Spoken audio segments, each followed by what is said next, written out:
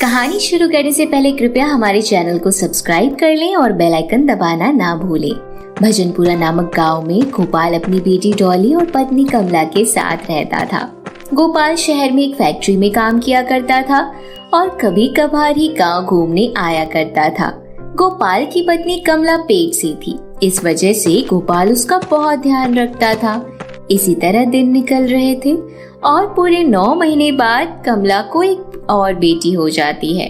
परंतु जब यह खबर डॉक्टर गोपाल को सुनाते हैं तो वह जोर जोर से रोने लगता है, क्योंकि गोपाल की पत्नी कमला उसकी दूसरी बेटी को जन्म देते समय स्वर्ग चली गई और उसकी मृत्यु हो गई। गोपाल जैसे तैसे अपनी नवजात बच्ची को लेकर घर पहुंचता है। इसके बाद गोपाल अपनी बेटी डॉली के साथ मिलकर कमला का अंतिम संस्कार कर देता है। कुछ दिनों बाद कमला की 13वीं पर गोपाल के कुछ रिश्तेदार आते हैं। गोपाल के रिश्तेदार गोपाल की स्थिति देखकर उससे दूसरी शादी के लिए कहते हैं। अरे गोपाल बेटा, देख तो अभी तेरी दूसरी बेटी कितनी छोटी है, मेरी सलाह मान तो तू दूसरा विवाह कर ले। नहीं चाचा, अभी मैं इसके बारे में नहीं सोच सकता और मैं नहीं चाहता कि मेरे दोनों बच्चों पर सौतेली माँ का साया पड़े। अरे बेटा, तुझसे कौन कह रहा है कि तू किसी पराई लड़की से शादी कर। कमला की बहन शालू शादी लायक है। डॉली भी उसे मौसी कहकर पुकारती है। मेरी सलाह मान तो तू उसी से विवाह कर ले, अपने घर की है, तेरे बच्चों का अच्छे से ध्यान रखेगी। इस तरह रिश्तेदारों के बहुत देर तक समझाने के बाद गोपाल शादी के लिए तैयार हो जाता है। कुछ दिन बाद शुभ मुहूर्त देखकर गोपाल और शालू की शादी हो जाती है। शादी के शुरुआत के दिनों में शालू डॉली और छोटी बेटी काजल का बहुत ही अच्छे से ध्यान रखती है और उन्हें एक सगी माँ की तरह ही प्यार करती है। यह सब देखकर गोपाल को भी विश्वास हो जाता है कि वह अब बेफिक्र होकर वापस अपने काम पर जा सकता है। इस तरह कुछ दिन बाद गोपाल शालू को समझा बुझाकर वापस शहर काम पर चला जाता है। इसी तरह दिन निकल रहे थे और एक दिन अचानक से शालू को उल्टियाँ आने लगती हैं। शालू जब अस्पताल दवाई लेने जाती है तो डॉक्टर उसकी जांच करके बताते हैं कि वह माँ बनने वाली है। यह खबर सुनकर शालू बहुत खुश होती है। शालू की खुशी का ठिकाना नहीं था। वह जल्दी से खबर गोपाल को देती है। गोपाल भी यह सुनकर बहुत खुश होता है कि वह अब पिता बनने वाला है। इसी तरह दिन बीतते गए और पूरे 9 महीने बाद शालू ने एक प्यारे से लड़के को जन्म दिया। घर में लड़का होने की खुशी गोपाल को बहुत थी। उस दिन के बाद से गोपाल अपनी पत्नी को बहुत ज्यादा प्यार करने लगता है और उसका ध्यान अब डॉली और काजल से हटने लगता है। डॉली और काजल भी धीरे धीरे बड़े हो रहे थे, परंतु अभी भी शालू अपने तीनों बच्चों को बराबर ही प्यार दिया करती थी। इसी तरह दिन निकल रहे थे और अब काजल और डॉली दोनों बड़े हो चुके थे। काजल और डॉली अपने छोटे भाई गोलू को बहुत प्यार करते थे और सभी लोग मिलकर हंसी खुशी से रह रहे थे। उनकी हंसती खेलती जिंदगी को ग्रहण लगाने के लिए एक दिन शालू की बुआ आ जाती है। अरे वाह, मेरा भतीजा कितना सुंदर है और कितना खेल रहा है।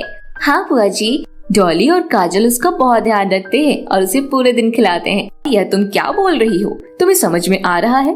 क्यों बुआ जी, क्या हुआ? मैंने ऐसा क्या बोल दिया? शालू, आज जो तुम्हें अच्छे लग रहे हैं वह कल तुम पर ही भारी पड़ सकते हैं। अरे तुम इनकी सगी माँ नहीं हो, सौतेली हो, सौतेली, यह कभी मत भूलना। धीरे धीरे गोपाल अपनी सारी जमीन जायदाद अपनी बेटियों को दे देगा और तुम और तुम्हारा बेटा केवल हाथ मलते रह जाएंगे, फिर रोना सर पकड़कर। इससे अच्छा है तुम अभी इस कांटे को घर से बाहर निकाल दो। शालू अपनी बुआ जी की बातों को सुनकर सोच में पड़ जाती है और इस तरह उस दिन के बाद शालू का व्यवहार डॉली और काजल की तरफ पूरी तरह बदल जाता है। बहुत दिन हो गए तुम दोनों बहनों को बैठे बैठे खाते हुए। मेरी बात ध्यान से सुनो। आज से तुम दोनों बहनों का बाहर खेलना बंद। अब तुम दोनों घर के सारे काम करोगी। सुन डॉली, तू कल से सभी के लिए खाना बनाएगी और तू काजल, तू पूरे घर का झाड़ू पोछा बर्तन कपड़े आदि करेगी।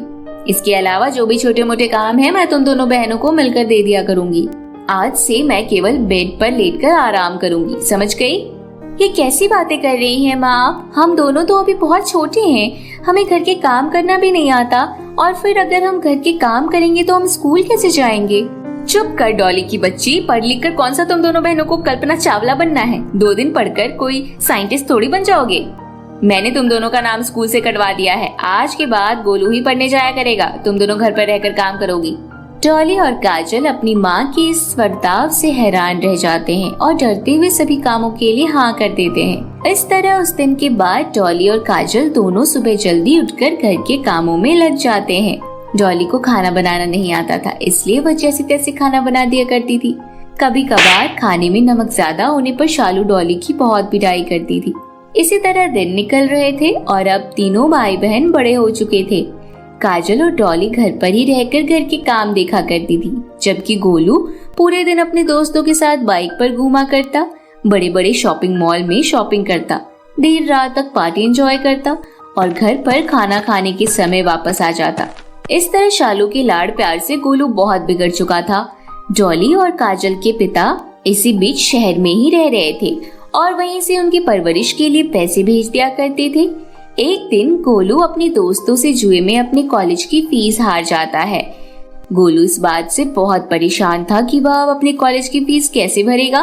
तभी गोलू के मन में एक आइडिया आता है और वह अपनी माँ के कमरे में जाकर पैसे चुरा लेता है। शाम के समय जब शालू किसी काम से अपने बटुए से पैसे निकाल रही होती है तो उसे बटुए में पैसे दिखाई नहीं देते। यह देख शालू को बहुत गुस्सा आता है और वह डॉली और काजल को अपने पास बुलाती है। डॉली, काजल, जल्दी इधर मेरे कमरे में आओ। अपनी माँ की गुस्से भरी आवाज सुनकर डॉली और काजल जल्दी से शालू के कमरे में आ जाते हैं। हरामखोरों, मैंने इतने दिनों से तुम्हें 2 वक्त की रोटी दी है, यह तुम्हारे लिए काफी नहीं है क्या, जो आज तुमने मेरे पर्स से पैसे चुराने की हिम्मत की? नहीं माँ, हमने आपके कोई पैसे नहीं चुराए हैं। भला हमें रुपए पैसों की क्या जरूरत पड़ गई, हम तो घर से बाहर भी नहीं जाते हैं। जरूर आप पैसे रखकर वही भूल गए होंगे। हाँ, मुझे सब पता है, तुम दोनों बहनें चोर हो। ज्यादा शरीफ बनने की एक्टिंग मत करो, सीधी तरह मुझे मेरे पैसे लौटा दो, नहीं तो मैं तुम दोनों को धक्के मारकर घर से बाहर निकाल दूंगी। माँ, हम पर यकीन करो, हमने आपके पैसे नहीं चुराए हैं। इस तरह डॉली और काजल अपनी माँ को बहुत समझाने की कोशिश करते हैं, परंतु वह उनकी एक नहीं सुनती और दोनों को घर से धक्के मारकर निकाल देती है। डॉली और काजल का उनकी सौतेली माँ के अलावा कोई नहीं था। दोनों बहनें रोते रोते एक जंगल के बीचों बीच पहुँच जाती है। घने जंगल में अंदर जाकर वो देखती है कि वहाँ तो एक झोपड़ी है। देखो काजल बहन, यहाँ जंगल के बीचों बीच ये झोपड़ी कहाँ से आई? जरूर इसमें कोई रहता होगा, हमें उनसे मदद मांगनी चाहिए। हाँ दीदी, आप सही कह रही हैं, मुझे बहुत जोरों से भूख लगी है, क्या पता वह हमें कुछ खाने को दे दे। इसके बाद वे दोनों बहनें उस झोपड़ी में अंदर चली जाती है। अंदर जाकर दोनों देखती है कि वह झोपड़ी तो अंदर से एक महल की तरह जगमगा रही थी और अंदर जाकर देखती है कि वहाँ पहनने के लिए अच्छे अच्छे लहंगे, खाने पीने के लिए ढेर सारा स्वादिष्ट खाना और भी जरूरत की सभी चीजें हैं। यह देखकर दोनों बहनें बहुत खुश होती हैं। कोई है क्या घर में? हम आपसे मदद मांगने आए हैं। हमारे पास रहने के लिए कोई घर नहीं है, क्या आप एक रात के लिए हमें इस घर में रुकने दे सकते हैं? यह सुनकर उस महल से आवाज आती है, काजल और डॉली, तुम्हारा स्वागत है। यह जादुई घर है, तुम इस घर में जितने मर्जी दिन तक रह सकती हो, इसमें हर चीज इस्तेमाल कर सकती हो। मुझे पता है तुम दोनों बहुत ही ईमानदार और नेक हो।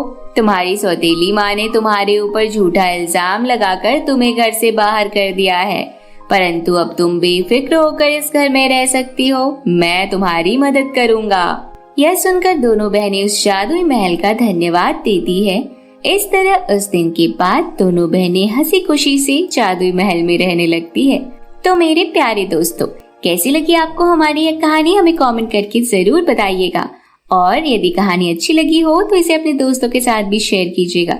तो फिर मिलते हैं आपसे ऐसी किसी और नई कहानी के साथ। तब तक के लिए बाय बाय दोस्तों।